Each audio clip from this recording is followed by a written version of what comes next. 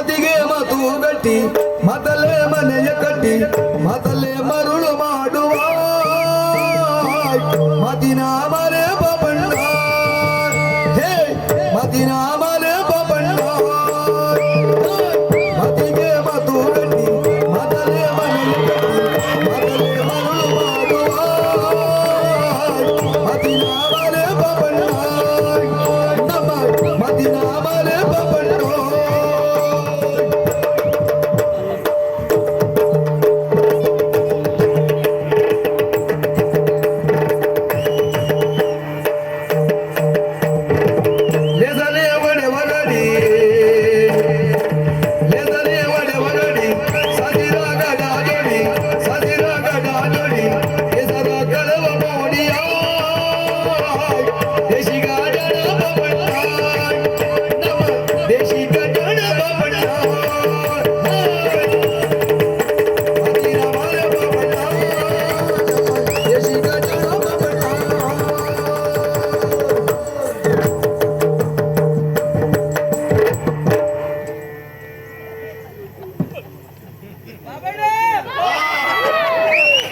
ಅಡ್ಡಿಲ್ಲ ಈ ವರ್ಷ ಅಡ್ಡಿಲ್ಲ ಹೇಳೋದಕ್ಕೆ ಸಾರ್ಥಕತೆ ಇತ್ತು ನೋಡಿ. ಇರ್ಲಿ ಸ್ವಾಮಿ, ಏನಂದ್ರೆ ನೀವು ಮಾತಲ್ಲೇ ಮನೆಯ ಕಟ್ಟುವ ಮಾತಿನ ಮಾಲೆ ಪಾಪಣ್ಣ. ಒಳ್ಳೆ ಮಾತನಾಡಿದ್ರಿ. ಮಾತಲ್ಲೇ ಮನೆ ಕಟ್ಟುವ ಅಂತ ಹೇಳಿದ್ರಿ, ಮಾತಲ್ಲೇ ಮನೆ ಹಾಳು ಮಾಡುವ ಅಂತ ಹೇಳಿಲ್ಲಲ್ಲ, ಅದು ಸಂತೋಷ ಆಯ್ತು. ನಾನಂತೇಳಿ ಎಲ್ಲ ಸ್ವಾಮಿ, ಯಾವ ಮನುಷ್ಯನೇ ಇರಲಿ ಅವನ ನಾಲಿಗೆ ಮತ್ತು ಮನಸ್ಸು ಎರಡು ಶುದ್ಧ ಉಂಟು ಅಂತ ಆದ್ರೆ ಅವ ಎಲ್ಲಿಯೂ ಬದುಕ್ತಾನೆ, ಹೇಗೂ ಬದುಕ್ತಾನೆ. ಎಂತೆಂತ ಅತಿರಿಕ್ತ ಮಹಾರಥರಿದ್ರು ಸಹ ಅವರು ಒಟ್ಟಿಗೆ ಇದ್ದು ತಡವಾಗಿ ಆದ್ರೂ ಬೆಳಕಿಗೆ ಬಂದೇ ಬರ್ತಾನೆ. ಅದಕ್ಕೆ ಸಾಕ್ಷಿ ಯಾರು ಗೊತ್ತುಂಟ? ಯಾರು? ನಾನೇ ಸಾಕ್ಷಿ. ಹೌದು, ನಾನು ಬೆಳಕಿಗೆ ಬರ್ಲಿಕ್ಕೆ ಕಾರಣ ಯಾರು? ನಾನಲ್ಲ, ಮತ್ತೆ ಅದಕ್ಕೆ ಕಾರಣ ಇವರು. ಅವರಿಲ್ಲದೆ ನಾವಿಲ್ಲ, ಅದು ಸತ್ಯ. ಅವರಿದ್ರೆ ಮಾತ್ರ ನಾವು, ನಮ್ಮೇ ಹಾಗೆ. ಸ್ವಾಮಿ, ಆ ಮೊದಲೆಲ್ಲ ನಮ್ಗೆ ಮಾತಾಡ್ಲಿಕ್ಕೆ ಅವಕಾಶ ಇಲ್ಲ. ಹೌದಾ? ಒಂದು ಮಾತಾಡಿದ್ರೆ ಕಡಿಮೆ, ಎರಡು ಮಾತಾಡಿದ್ರೆ ಹೆಚ್ಚು. ಕೆಲವು ದಿವಸ ಮಾತೇ ಇಲ್ಲ, ಬರುದು ಹೋಗುದು, ಬರುದು ಹೋಗುದು. ಅಂತ ಕಾಲದಲ್ಲಿಯೂ ಮಧ್ಯ ಒಂದೇ ಮಾತಾಡ್ತಾ ಇವತ್ತು ಮಾತಿನ ಮಾಲೆ ಪಾಪಣ್ಣ ಅಂತಾಗಿದ್ದೇನೆ. ಹಾಗೆ ಮಾತೆ ಮುತ್ತು, ಮಾತೆ ರತ್ನ, ಮಾತೆ ಮಾಣಿಕವು ಮಾತಿಲ್ವಾ? ಮಾತಿನಿಂದಲೇ ಸರ್ವ ಸಂಪದವು ಲೋಕಕ್ಕೆ, ಮಾತೆ ಮಾಣಿಕವು ಸರ್ವಜ್ಞ. ಅದೇ ಜ್ಞಾನ. ಸ್ವಾಮಿ, ನನ್ನ ಪರಿಚಯ ನಿಮ್ಗೆ ಆಗ್ಲಿಕ್ಕಿಲ್ಲ ಬಹುಶಃ. ಇಲ್ಲ, ನಾವು ನಿಮ್ಮ ಕಾಂಚೀಪುರದವರಲ್ಲ, ಮತ್ತೆ ನಮ್ಮ ಮೂಲ ಊರು ಮಧುಪುರ. ಅಲ್ಲಿ ಯಾರಾಗಿದ್ರೆ? ಯಾರು? ಅಡುಗೆ ಭಟ್ಟ ಪಾಪಣ್ಣದಾನೆ. ಅಡುಗೆ ಭಟ್ನೆ ದಾಸರ ಮಾಡ್ಬೇಡಿ. ಅಡುಗೆ ಭಟ್ರನ್ನ ದಾಸರ ಮಾಡಿ ನೀವು ರಾತ್ರಿ ಹುಟ್ಟಿದಾಗ ಈಗ ಎಷ್ಟು ಜನ ಹುಡುಕುದ್ ನಾವು. ಹೌದು ಮರೆ. ನೋಡಿ, ಅಡುಗೆಯ ಬಗ್ಗೆ ಮಾತೇ ಆಗಿ ಹೋಗ್ಲಿಲ್ವಾ? ಏನ್ ಮಾತ? ಅಡುಗೆ ಮುಂದಿಡೆ ಸ್ವರ್ಗ, ಅಡುಗೆ ಹಿಂದಿಡೆ ನರಕ, ಅಡುಗೆಗೂ ಅಶ್ವಮೇಧ ಫಲ ಅಂತ ಹೇಳಿದ್ದಾರೆ. ಇದು ಎಲ್ಲಿ ಹಾಗಲ್ಲದಿದ್ದ ಅಡಿಯ ಮುಂದಿಡೆ ಸ್ವರ್ಗ, ಅಡಿಯ ಹಿಂದಿಡೆ ನರಕ, ಅಡಿಗಡಿಗೂ ಅಶ್ವಮೇಧದ ಫಲ ಅಂತ ಹೇಳಿ ಹೇಳ್ಬಿಟ್ಟದ ಈ ಮನಸ್ಸು. ಹೌದಾ? ಈಗ ನೋಡಿ ಎಲ್ಲ ಮುಖ ಹೀಗೆ ಮುಚ್ಕೊಳ್ತು ನೋಡಿ. ಅದು ಏನೇ ಇರಲಿ, ಅಶ್ವಮೇಧ ಮಾಡ್ದವ ಊಟ ಮಾಡಿದ್ದ ಅಲ್ಲಿ ಅಡುಗೆ ಮುಂದಿಡ ಸ್ವರ್ಗವೇ, ಹಿಂದಿಟ್ಟು ನರಕ ಆಗುದು. ಹೇಗೆ ಹಿಂದಿಟ್ಟು ಅಡುಗೆ ನಾಯ್ಲಿಕ್ಕೊಂಡು ಹೋದ್ರೆ ನರಕವೇ ಆಗುದು, ಮತ್ತೆಂತದ್ದು. ಹಾಗೆ ನಾನಂತಲೇ ಎಲ್ಲ ಸ್ವಾಮಿ, ನಮ್ಮ ಮನತನ ಬಹಳ ಬಿಗುವ ಮನತನ, ಬಿಗಿ ಮಂತನ. ಹೌದಾ? ನಮ್ಮ ಮಂತನದಲ್ಲಿ ಆಗ ಹೋದವರು ಒಬ್ಬರಲ್ಲ ಇಬ್ಬರಲ್ಲ, ಬಹಳ ಮಂದಿ. ಈಗ ನಾನು ಮೊದ್ಲು ಅಪ್ಪಯ್ಯ, ಮೊದ್ಲು ಅಜ್ಜಯ್ಯ, ಅವರಪ್ಪಯ್ಯ, ಅವರಜ್ಜಯ್ಯ, ಅವರಪ್ಪಯ್ಯ, ಅವರಜ್ಜಯ್ಯ, ನಿಮ್ಮಜ್ಜಿ. ಎಂತ ಸುಮ್ಮನೆ ಎಂತ ಬೇಕಾದ್ರೆ ಹೇಳ್ತಾರ. ಅಜ್ಜ, ಅಜ್ಜಿ, ಮುತ್ತಜ್ಜ, ಪಿಜ್ಜ ಎಲ್ಲ ಎಲ್ರ ಮಂತನದಲ್ಲೂ ಇರ್ತದೆ. ಅದೇ ನಿನ್ನ ಮಂತನದ ವಿಶೇಷವನ್ನತೆ. ಬೇಡ, ನಮ್ಮಂತನ ಬಿಗು ಅಂತ ಹೇಳಿದ್ದ. ಹಾಗೆ ನಮ್ಮಂತನೆಲ್ಲ ಅಡುಗೆ ಭಟ್ರಾಗಿ ಹೋದವ್ರೆ. ಹೌದಾ? ಎಲ್ಲ ಅಡುಗೆಯವರೇ. ಹೌದಾ? ಇವತ್ತಿಂದ ಎಲ್ಲ ಸ್ವಾಮಿ ಮತ್ತೆ ಪುರಾಣದಲ್ಲೇ ಆಗಿ ಹೋಗಿದ್ದಾರೆ ನಿಮ್ಮಂತಂದವ್ರ. ಆದ್ರೆ ಏನ್ ಮಾಡುವ, ಯಾವ ಪುಸ್ತಕದಲ್ಲಿ ಉಲ್ಲೇಖ ಆಗಲೇ ಇಲ್ಲ. ನಿಮಗೆ ಉದಾಹರಣೆ ಬೇಕಾ?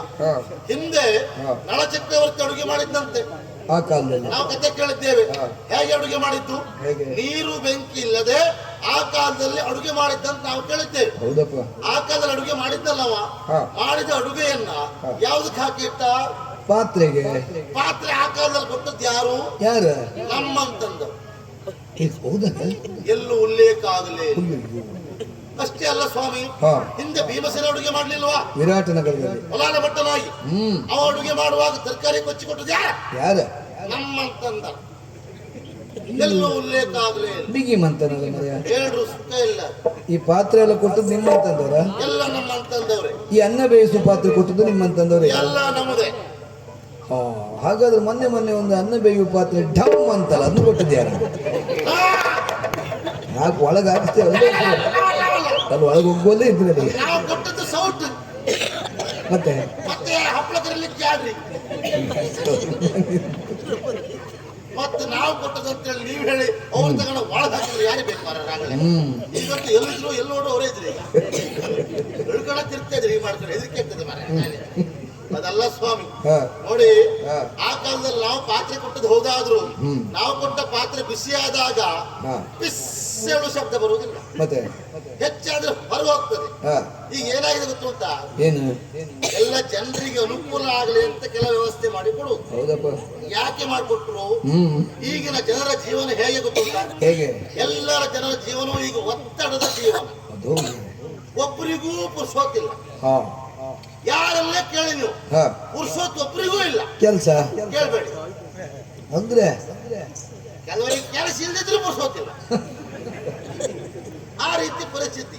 ಇಂಥ ಒತ್ತಡದ ಜೀವನಕ್ಕೆ ಅನುಕೂಲ ಆಗಲಿ ಅಂತೇಳಿ ಒತ್ತಡದ ಪಾತ್ರೆಯನ್ನು ತಯಾರು ಮಾಡಿ ಕೊಟ್ಟರು. ಒತ್ತಡದ ಪಾತ್ರೆ.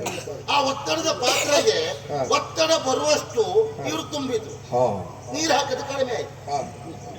ಒತ್ತಡ ಹೆಚ್ಚಾಯ್ತಾ ಕುಡುಂಬ ನೋಡಿ. ಆವಾಗಲ್ಲ ಅನ್ನ ಬೇಯಲಿಕ್ಕೆ ಎಷ್ಟು ಹೊತ್ತು ಬೇಕು? ಸುಮಾರು ಹೊತ್ತು ಬೇಕಿತ್ತು ಅಲ್ವಾ? ಈಗ ಹಾಗಲ್ಲ.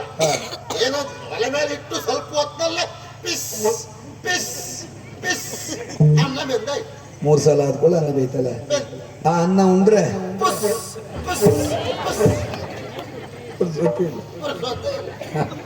ಜನರ ಒತ್ತಡ ಹೆಚ್ಚಾಗ್ತದೆ. ಹೌದಪ್ಪ. ಯಾವ ಎಲ್ಲದಕ್ಕಾಗಿ ಒತ್ತಡ ಹೆಚ್ಚಾಯ್ತಾ ಆಗುದು ಹಾಗೆ. ಕುಡುಂಬ ಅಂತ ಹೇಳುದೇ.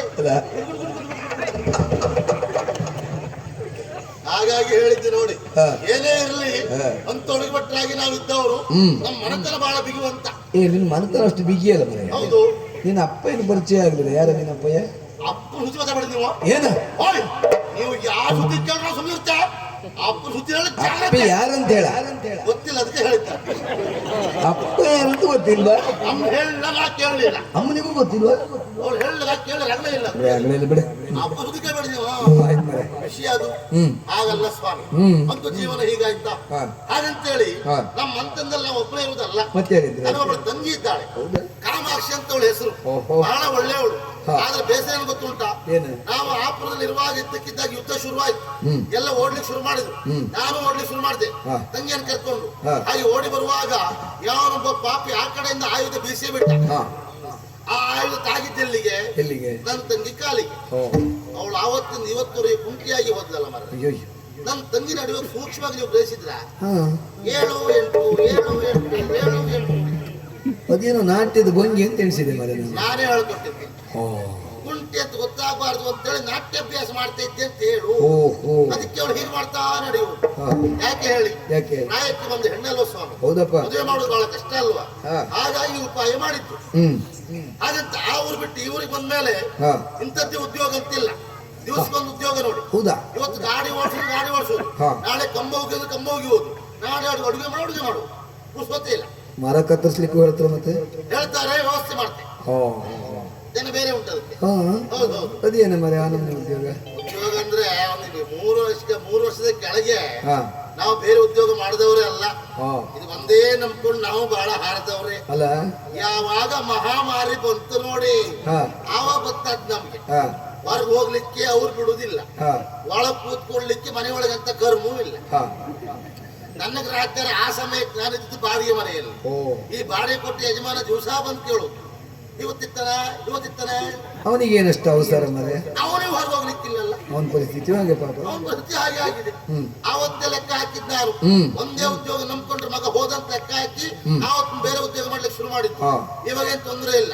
ಅದರಷ್ಟು ಗದಾಗ್ತಾ ಉಂಟು, ಇದರಷ್ಟು ಗಿದಾಗ್ತಾ ಉಂಟು. ಬೇಕ ಜೀವನದಲ್ಲಿ ಎಲ್ಲದೂ ಬೇಕು ಮರೆ, ಎಲ್ಲದೂ ಬೇಕು. ಮನುಷ್ಯನ ಜೀವನವೇ ಹಾಗೆ, ಕಾಲಚಕ್ರ ಇರುತ್ತೇ ಇರ್ತದೆ.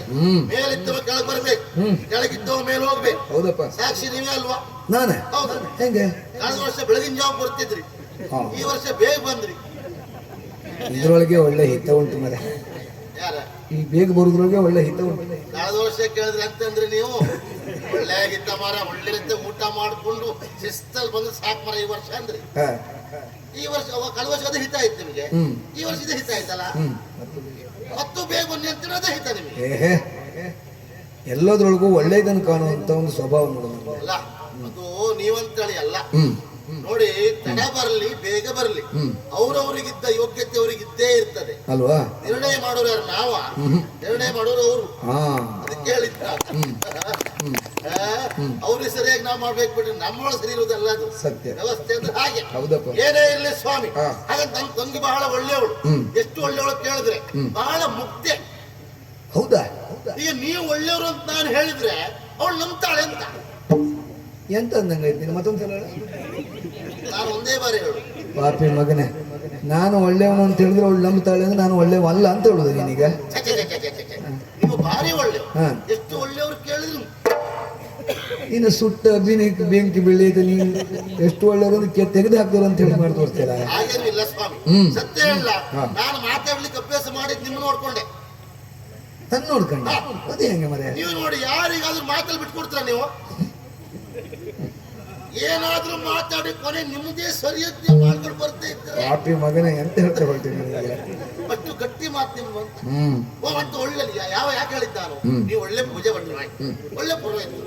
ನೀವು ಪೂಜೆ ಆದ್ಮೇಲೆ ಒಂದು ಹೇಳಿಕೆ ಮಾಡ್ಕೊಳ್ಳೋದಿಲ್ವಾ? ಪ್ರಾರ್ಥನೆ ಪ್ರಾರ್ಥನೆ ಎಷ್ಟು ಚಂದ ಮಾಡ್ರೆ. ನಿಜವಾಗಿ ನೀವು ಪ್ರಾರ್ಥನೆ ಕೇಳಿದ್ರೆ ಒಂದಾಣೆ ಖರ್ಚು ಮಾಡದೇ ಇದ್ದವರು 500 ಎಳತ್ತೆ ಹಾಕ್ಬೇಕು. ಮೊನ್ನೆ ನರಸಿಂಹಟ್ರು ಹೇಳಿದ್ರು, ನಾವು 1000 ಹಾಕ್ತ ಮರ ಹೇಳಿದ್ರು. ನರಸಿಂಹಟ್ರ ಎಂತ ಕೇಳಿದೆ, ಅವರು ನಿಮ್ಮ ಪಟ್ಟದ ಪ್ರಾರ್ಥನೆ ಮುಗಿಯೋದೇ ಇಲ್ಲ ಮರ, ನಾನು 1000 ಹಾಕ್ತೆ ಕೊಟ್ಟಿದ್ರಪ್ಪ. ನನ್ನ ಪೂಜೆ ಒಳಗೆ ಅಂತ ಮೋಸ ಉಂಟಲ್ಲ? ಇಲ್ಲ ಸ್ವಾಮಿ, ಒಳ್ಳೆ ಅಂತಲೇ ಹೇಳಿ. ಏನೇ ಇರಲಿ, ಮತ್ತು ಇಲ್ಲಿ ಬಂದದ್ದು ಹೌದು. ತಂಗಿ ಪ್ರಾಯಕ್ಕೆ ಬರುತ್ತಾಳೆ, ಮದುವೆ ಮಾಡ್ಬೇಕಲ್ಲ, ಅದೇ ವಿಚಾರ ಮಾಡ್ತಾ ಇದ್ದವನ. ನೋಡುವ